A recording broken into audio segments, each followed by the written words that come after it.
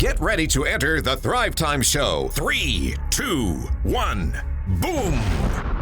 All right, Thrive Nation, welcome back to the conversation. It is the Thrivetime Show on your podcast download. And today we're talking about determining the profit per customer that you want to make per deal.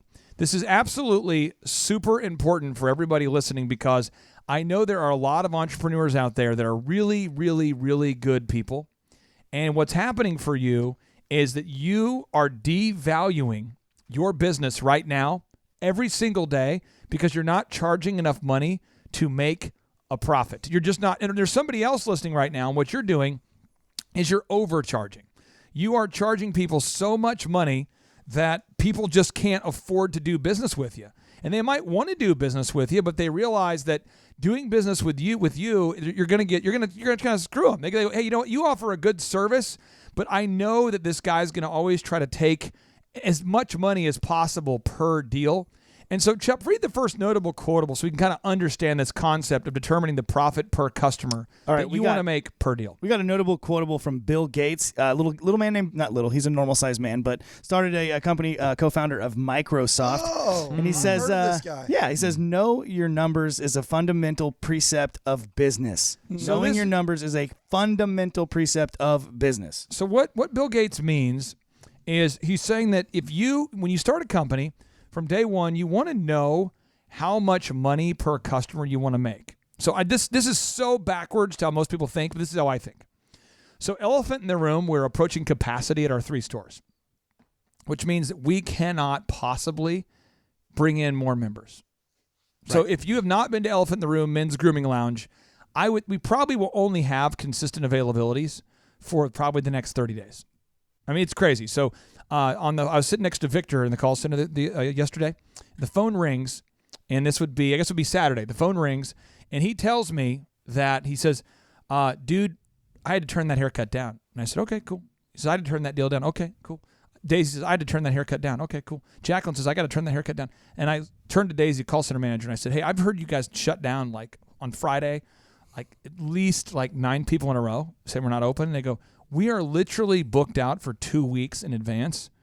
And I don't know most people that book their haircuts more than 2 weeks in advance. Right. Dr. Edwards with Revolution Health, one of our clients, he's actually booked out 3 weeks in advance. So if you want to see a doctor, we're so good at marketing that he now is booked out in advance. So again, but we have to know the elephant in the room, how much profit we want to make per customer. And I want to be very transparent for all the listeners out there. I would like, if you buy an Elephant in the Room franchise from us, I would like for you to make about $3 per haircut. That's about what I'm looking for. Yeah. $3 per haircut.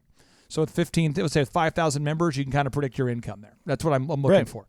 The next thing is when I built DJ Connection, I knew that my profit per wedding was about $175 a wedding. All right? So I knew based on my income goals, what I did is and this is something I don't think a lot of people do.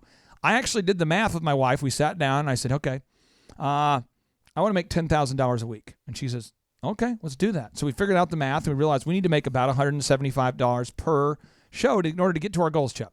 And then you can know where you set your price point, right? And you can actually use these numbers as more of a dashboard like we talk about with Paul Hood from hoodcpas.com all the time. You want to use these numbers as a dashboard to show you where you're going. And that way you know you're not just kind of drifting along. You're on a path that you can stay on. So you want to determine the least amount of money that you will make on a deal so that you can determine how many deals per week you need just to break even and how many deals a week you need to achieve your goals. So you have to know how much money you make per deal. So that way you need to know how many deals that you need to make per week to break even and how many deals you need to make per week to achieve your goals. And if you don't know this stuff already, don't beat yourself up. This is such a common thing that I see with the clients that I work with, that we work with at the Thrivetime Show and our business coach program. You're typically in the business every day. The burning fires, you're fulfilling your product or service. And when you sit down with clients and we break this down, every single time it's kind of like an eye-opening experience. They're just like, right. I knew we were making money, but like now I know exactly what I need to do by, day 7 of the month if I'm going to hit my goals. So I'm going to walk you through the 6 steps you have to take, and then I want to get Steve Currington with Total Lending Concepts, your editorial on this, and Ryan Wimpy with Tip Top K9. So here are the steps.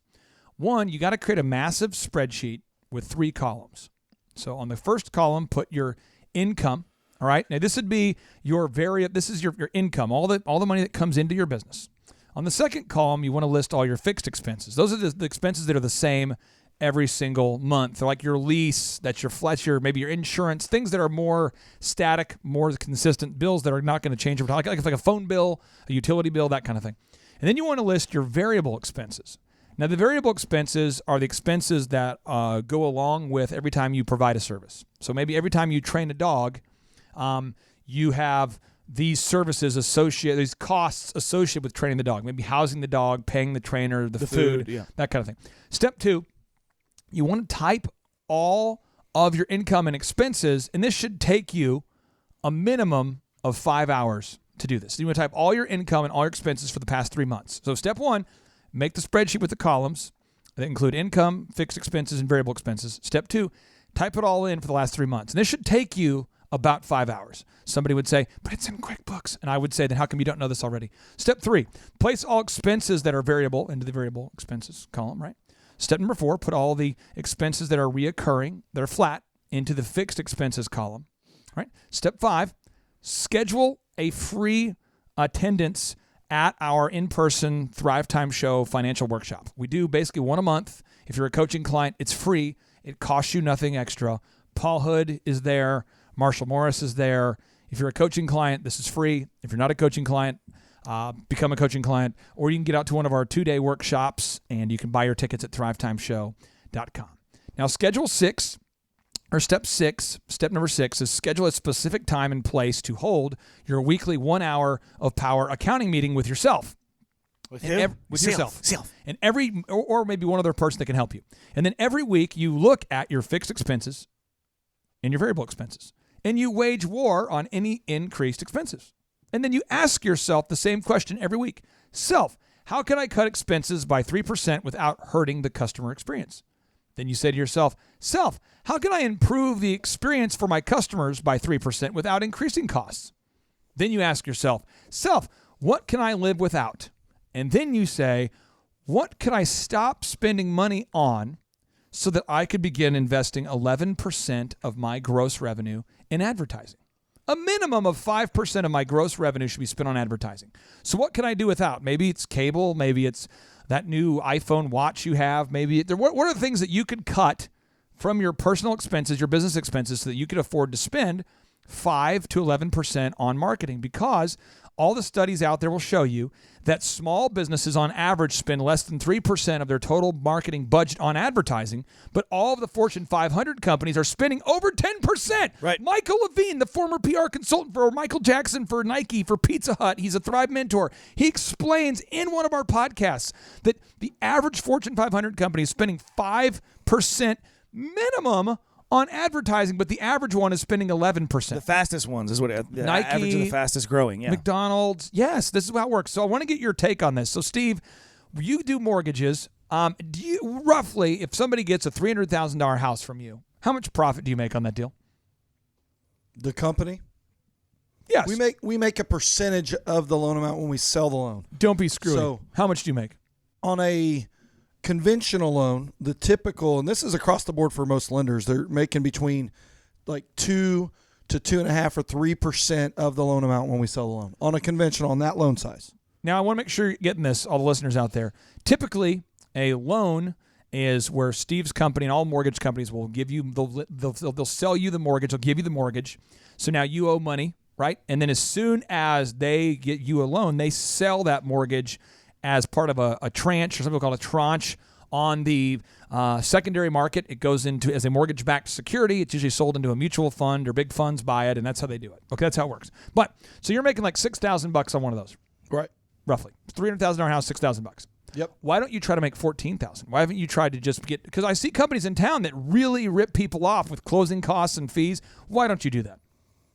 Well, we won't close very many loans. First of all, if we do that, and the ones that we will, it really won't be a good loan for them, for the person that does get it. And furthermore, the government has come in and regulated lenders on what we can even charge. So there's maximums that we can charge. So there comes a point where even if I want to take advantage of somebody, I can't because the law doesn't allow it. So Ryan, at Tip Top Canine, it's $1 for the first lesson. Yes, then sir. you have different package options. Right. How have you arrived at your price point? Over time, to start with, it was based off kind of what other people were doing, and we started in a little lower, and then we raised prices over time.